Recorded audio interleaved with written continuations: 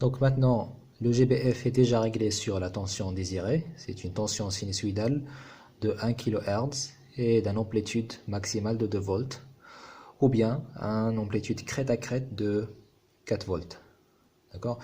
Donc maintenant, l'étape suivante, c'est de visualiser ce signal sur un oscilloscope. D'accord? Mais la première chose, c'est qu'il nous faut un type de connecteur qui va nous permettre de connecter le GBF ou bien la sortie de ce GBF vers l'oscilloscope. Donc on utilise ce type de connecteur. D'accord? Donc il s'appelle BNC Banane. D'accord? Donc moi j'ai les paramètres de mon signal, ce sont sur la sortie CH1.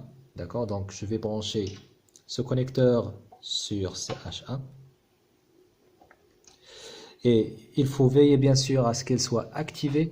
Donc maintenant, dans ce cas-là, il n'est pas activé, donc il faut l'activer. Il faut cliquer sur CH1 pour obtenir le signal qu'on a configuré.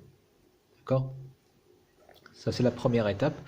La deuxième étape est de brancher ce connecteur sur l'oscilloscope. D'accord? Donc je vais le brancher sur CH1. Donc l'oscilloscope a également deux entrées, CH1 et CH2. Dans mon cas, j'ai choisi CH1. Donc maintenant, pour ce connecteur, ça c'est pour donc ça c'est la masse. Et ça pour notre signal. D'accord? Donc la tension de notre signal, c'est le rouge. Et la masse, la référence de la tension, c'est cette entrée-là. Donc je vais brancher cette entrée rouge avec cette sortie rouge. D'accord? Donc on peut faire la même chose pour la masse. Donc on peut également connecter cette sortie avec cette sortie. Donc ça c'est la masse, mais ce n'est pas la peine parce qu'ils sont déjà connectés d'une façon interne. D'accord? Donc ce n'est pas la peine de la faire. Vous pouvez la faire, mais ce n'est pas la peine. Donc l'étape suivante est de démarrer l'oscilloscope.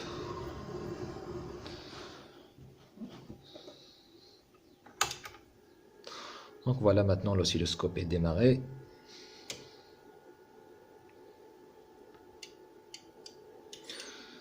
Donc le signal est entre à travers CH1. Donc il faut que CH1 soit activé. Donc ça c'est le bouton CH1. Donc pour voir le signal sur la sortie, il faut cliquer sur CH1. Bien sûr, il y a plusieurs modes dans l'oscilloscope pour voir le signal, parce qu'il y a peut-être que vous auriez un oscilloscope avec des paramètres qui sont différents. Dans ce cas-là, ce qu'il faut faire, c'est de cliquer sur Display. D'accord? Donc lorsque vous cliquez sur Display, il vous dit là le format du signal, donc YT. YT signifie qu'on veut visualiser le signal en fonction du temps. D'accord? Donc on clique, donc il est déjà sur YT, donc ce n'est pas la peine de le changer. D'accord?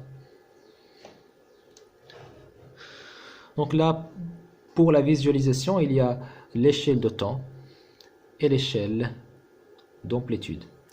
Donc il y a deux boutons pour les contrôler. Le premier bouton, c'est celui-ci. Donc celui-ci contrôle l'échelle de temps. D'accord? Vous voyez que lorsque je change cette échelle, la forme du signal change. Donc le signal c'est le même, mais juste la visualisation change parce que j'ai changé l'échelle de temps. Et le changement que j'ai effectué peut être visualisé ici, là.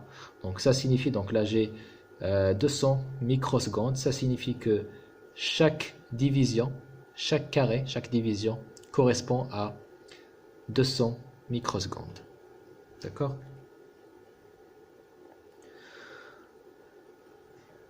Donc, nous, on a un signal de 1 milliseconde.